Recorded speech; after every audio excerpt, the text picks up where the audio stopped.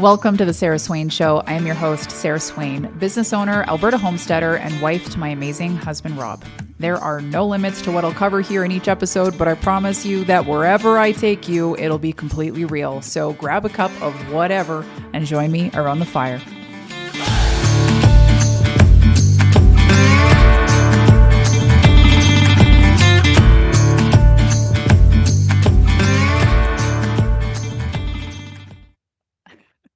I'm laughing because just as I was going to hit record, Buck came over to me and he brought me a sock. No, I don't think you can see him. He's not tall enough yet. I need to have that back, okay? Yeah, thank you. Here's the sock. Yeah, that's nice. Appreciate that. I have to record an episode now, okay, buddy? Anyway, maybe Buck is my co-host. I just got back from town and I'm laughing at the way that this hat now looks on my head because I've had this hat for, I think, like 12 years now. I bought it when my sister was visiting me in Alberta 12 years ago, and I took her to Banff and we went out to a bar and we had a lot of drinks and then we went drunk shopping. This is my drunk shopping purchase. I think it's backwards. Anyway, it's a root hat.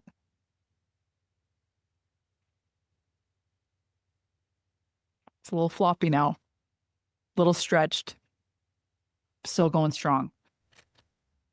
Anyway, not at all what I'm on here to share with you today. There's about 3 things that are just coursing through me. And I was like, do I do this in 3 little mini episodes? Or do we just make another random voice note? I don't know. So we'll see how it goes.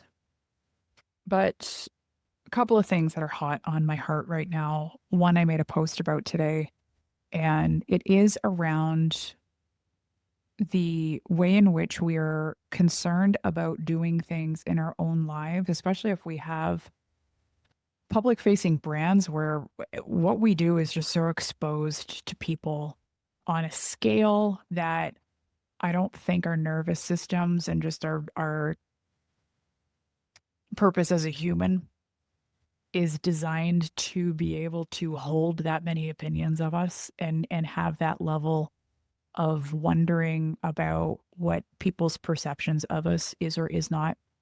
Like, I don't think we're supposed to have that type of exposure, and what it's doing to people is making people second guess themselves, question their next move. Should I do this? Should I do that? I want to do this, but what are people going to think? I really want to try this, but that's going to confuse people. I want to go in this direction, but now I'm going to have to explain why I'm going in this direction and not going in that direction anymore. And this whole world of online presence, personal brands, I think we feel this more than the average person who has a tighter, more in-person type of a social network where you don't have, tens of thousands of eyeballs on everything you do all the time. It's a weird thing. I've got friends that have millions of eyeballs on them at all times. And I tell you, the mental warfare that I see some of my friends and peers going through trying to figure out how to navigate a shift in a brand is mind-blowing to me, because at what point did we accept that we need to explain ourselves? And at what point did we trick ourselves thinking that if we don't explain ourselves, there's going to be some sort of negative effect on me or my brand or my business? Because I don't believe that that is necessarily true. I think if you're a big business brand, like, I don't know, Nike, Canadian Carhartt, like, just pick big business brands.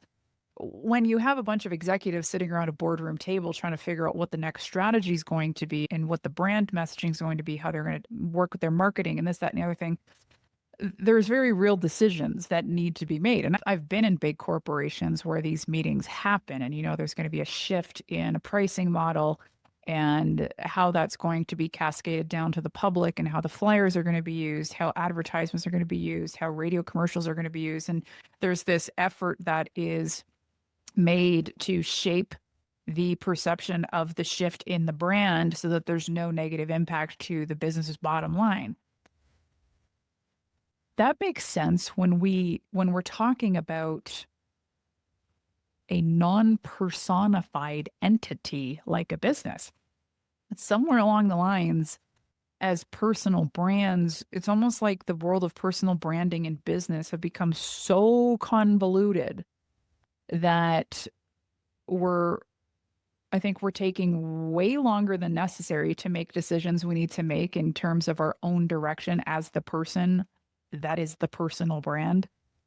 We're taking way too long to make these decisions when whatever our response mechanism is, maybe it's our sacral, maybe we're splenic when it comes to our decision making, maybe we're emotional when it comes to our decision making, whatever your human design is, we're sitting on stuff because we're trying to weigh what the impact is going to be on all the people watching us as we simply do something that is in our best interest in our own life.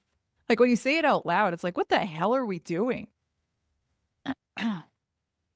The thing that not enough personal brands are realizing is that if you are feeling called to go in a particular direction and you're worried about potentially losing some of your audience, maybe even your existing client base as you move in the direction that your heart is asking you to go, you're failing to recognize that not everybody is meant to be with you on your journey until the day that you die, which means that people are naturally going to fall away. And that is a very normal thing to happen.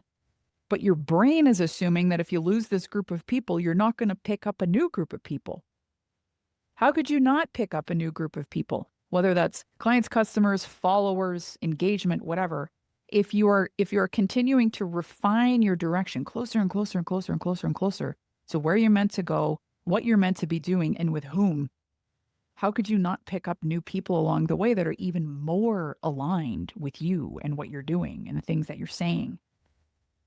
Therefore, is it not a good thing that we might lose some people if we make a shift? Is it not a good thing that we have feedback coming into our space being like, I don't like the direction of where she's headed. I don't like what she's talking about now on her feed.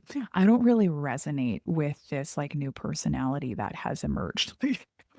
Whatever the stuff is that's coming out from, call it the older group that is meant to fall away from you.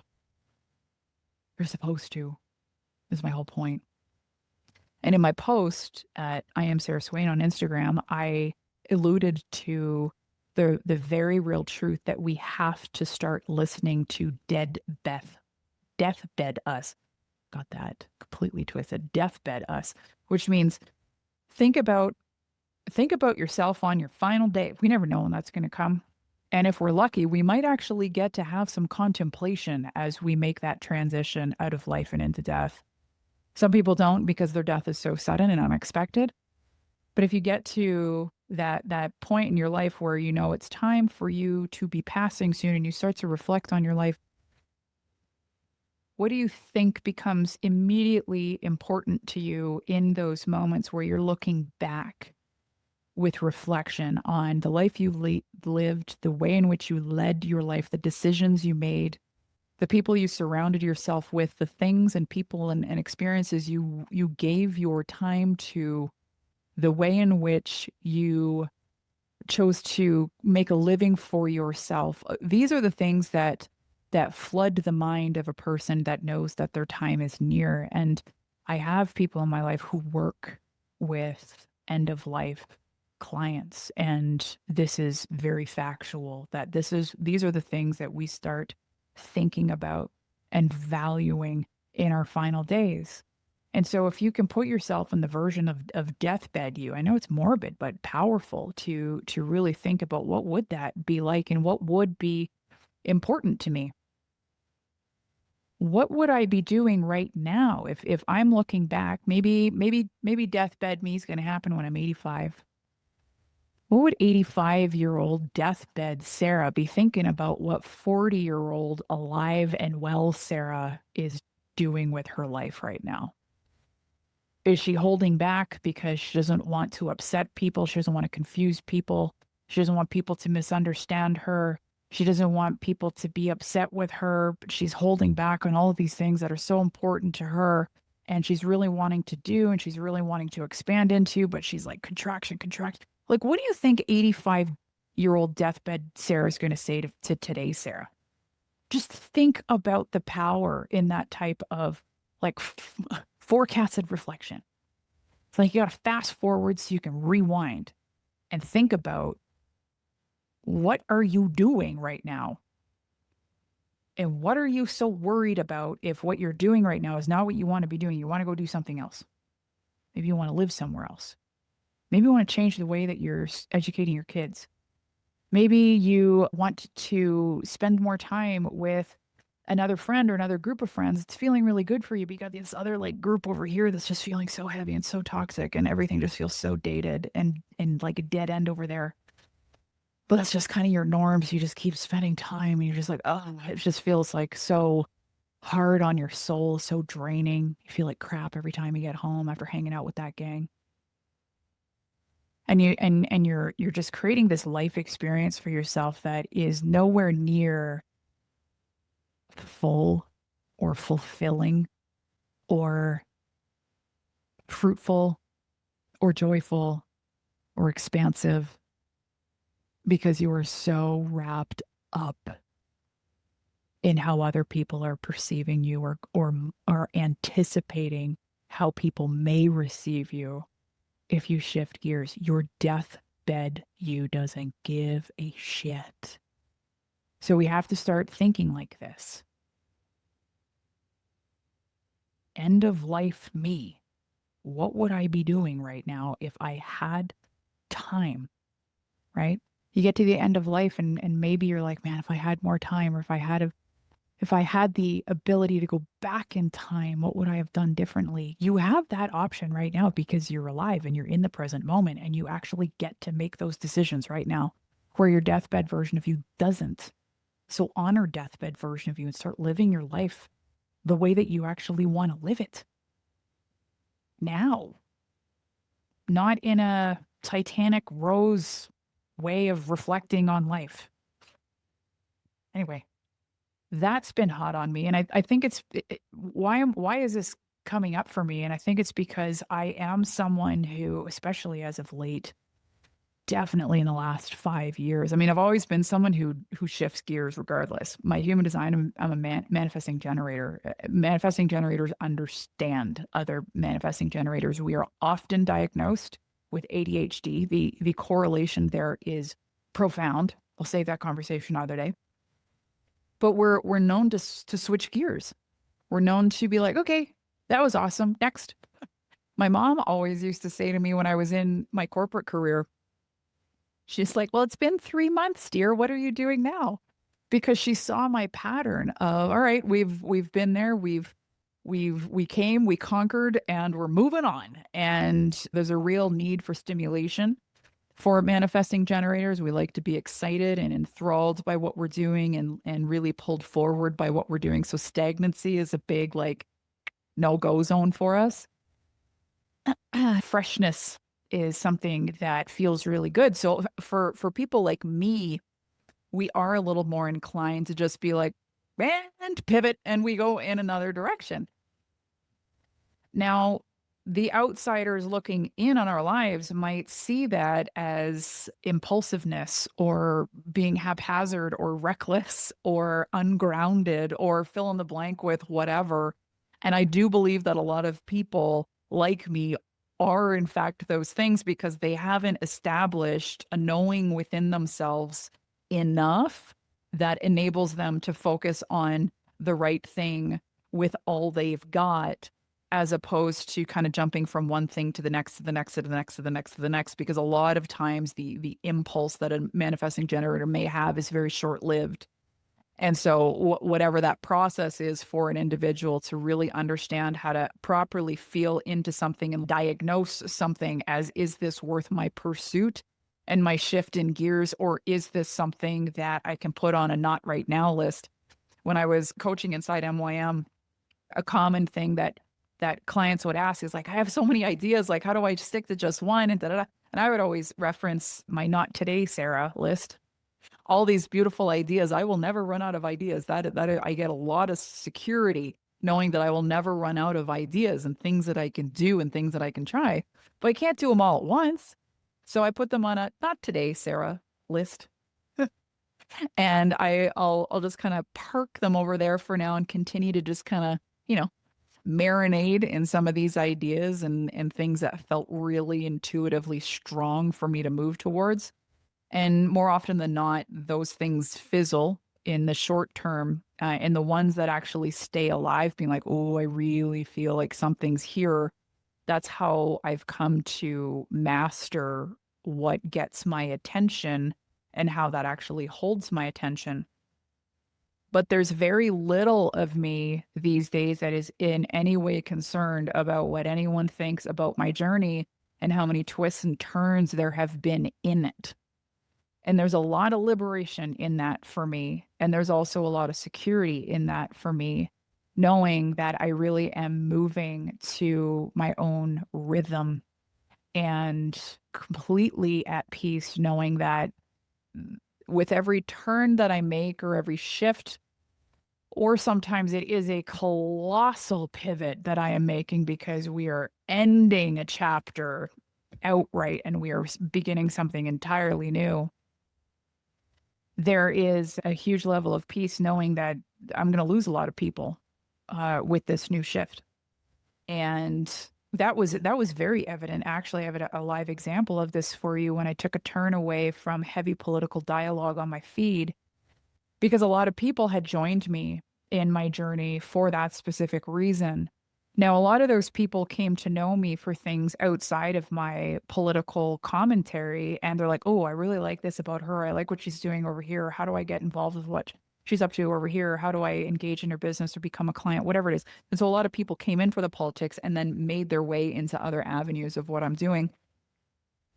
And then a lot of people only came for the politics, right? So the moment that I shifted gears with what I'm no longer putting out on my feed, at least not to the extent that I used to, I lost a lot of people. They're like, I don't want to listen to what this woman has to say. I only came in here for the politics. If I had have allowed myself to fall for the trap of, oh my God, if I stop talking about politics, then I'm going to lose a lot of followers, or I'm going to upset a lot of the people that came into my community for this reason. If I had fallen into that trap, I can tell you the toll that my nervous system has already taken over these last few years would have been a hell of a lot more explosive, and that's saying a lot. Why? Because I would have continued to stay out of my alignment consciously.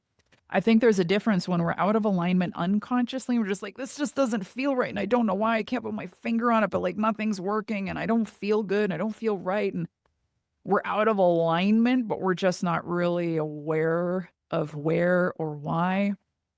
When we're consciously out of alignment, we're like, oh my God, I want to be doing this over here, but I am knowingly staying here. That's a whole different type of tension that is building within our system, because now we're talking the experience of just getting real frustrated with ourselves because we know better. And we're not actually choosing better for ourselves because we're too concerned with what everybody else thinks. I would imagine that if people gave themselves full permission to just like overnight, just be like, fuck it, I'm doing this from here on out, we would see the coolest shift on social media ever. It would be revolutionary what we would be witnessing. I think a lot of people, specifically in the freedom community, would be a hell of a lot happier. I think a lot of people in the freedom community are stuck on the freedom community things that we have been a part of for the last 5, almost 6 years now, and not actually doing the things that they want to be doing, being with the people that they want to be with, spending their time how they want to be spending it, because they're stuck in the fight of the freedom community. Think about how you feel when you open up your feed. First of all, by the way, if you feel like shit when you open up your feed, clean up your feed. You have control over that. Clean it up, unfollow, mute if you need to. If it's going to be awkward with people, just clean it up so that when you go on your socials, you're like, and you're actually witnessing things that you want to witness and people that you love to follow. And you could be there to cheer people on that are doing really cool shit. Like, you can have a totally different social media experience if you just make that decision for yourself. So don't lose sight of that. But even then, how much more healthy would all these platforms become if everybody was actually in alignment? If everybody was actually doing the thing they wanted to do, they were building the business they want to build, they were living the life they want to live, they're with the people they want to be with, they're appealing to the people that they would actually deeply desire to spend more time with, to work with. They're not concerned with what anybody outside of that criteria actually thinks. Ha! It would feel so different on social media. And the reality is that would be the result of individuals liberating themselves in their own lives. So much of the crap, the ick, the sludge, the ugh, that just we feel in our world right now is because people aren't living the life they want to live. They're stuck. Sometimes it's just emotional stuckness. You're angry, you're enraged. You can't you can't shake it. And there's so much of that right now just because of the state of the world. How do you adjust yourself when you are aware of what's happening around us? When you see the writing on the wall? I'm for listeners who are listening outside of Canada, I am Canadian and it is bad news up here for a lot of reasons. So how do you just live the life that you want to live while knowing all of these things? I mean, there's so much here that we are trapping ourselves with because either we're not getting the help that we need, we're not facing off with ourselves to the extent that we need to in order to give ourselves freedom because we're too focused on how freedom is being taken away from us by other powers and entities. And we're too worried about what everybody else thinks. I mean, it is just astonishing. When you look at the world en masse, you think about the mental health crisis that is out there. You think about my friend Dee actually just made a really great reel on the mental health crisis and the correlation of the introduction of these smart devices that now take up way too much of people's time every day. And we have the exposure of everybody and everything we could possibly ever want access to.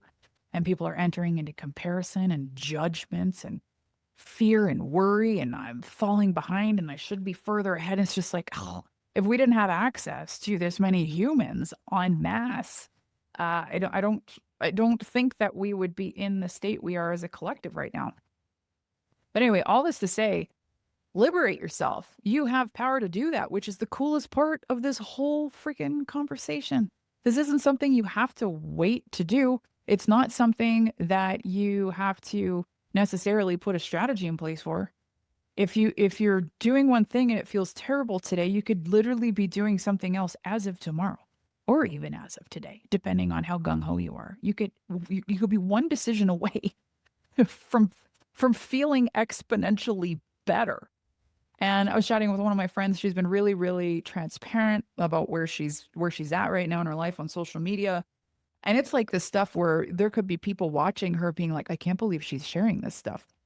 And I asked her the other day, I was like, tell me on a scale of 1 to 10 how liberated you feel though. Like knowing that you're navigating so many challenging things, which so many of us are. I know I am. But how is it possible that I'm able to feel so liberated while also facing a lot of challenging things and challenging realities just in our world? It's because I gave myself permission to liberate myself, to speak my truth, to make the decisions that are in my best interest, letting people think what they're going to think, being completely at peace with who knows who and misunderstanding me and coming up with their own stories about who I am and what I'm about. We all have access to that, and I want that for you. So, do I have a takeaway for you today? I guess it would be what does deathbed you want you to be doing with your life right now? Would they be like, damn, you are on point. I'm so proud of the way that you are leading your life. And if so, give yourself a pat on the back because that is not an easy thing to do. And if deathbed you is like, no, we're off course here. Can you honor your future self to start shifting yourself onto the trajectory that's going to put you closer to your path that is meant for you in this lifetime so that you can live the best life you can, be the best version of yourself that you can, and also just set the example for everyone else around you that is looking for that next level of freedom in their lives. All right. That's all on this one. Thanks for listening. We'll see you next time.